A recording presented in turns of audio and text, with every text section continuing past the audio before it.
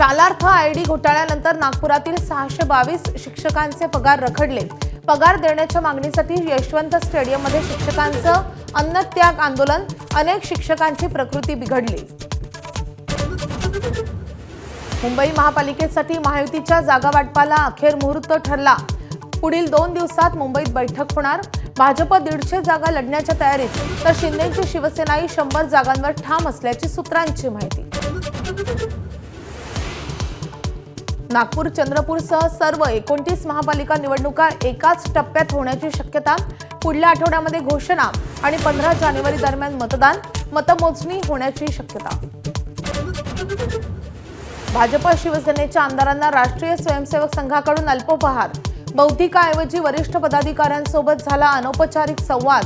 शिंदे फडणवीसांमध्ये अधिकाधिक एकत्र राहण्याचा प्रयत्न। 19 डिसेंबरला भारतामध्ये मोठा राजकीय भूकंप। मराठी माणूस पंतप्रधान बनणार, काँग्रेसच्या पृथ्वीराज चव्हाणांचं भाकीत। रत्नागिरीतील समीर नार्वेकर प्रकरणामध्ये धक्कादायक माहिती समोर। नार्वेकरनं चक्क 1600 पोलीस अधिकारी आणि कर्मचाऱ्यांना घातला गंडा। जिल्हा पोलीस अधीक्षकांनाच 1 कोटींचा चुना लावल्याचं समोर। अर्जेंटिनाचा जगप्रसिद्ध फुटबॉलपटू लिओनेल मेस्सी आज मुंबईकरांच्या भेटीला। वानखेडे स्टेडियमवर सेलिब्रिटी आणि चाहत्यांना भेटणार, तर संध्याकाळी फॅशन शो मध्ये सहभागी होणार।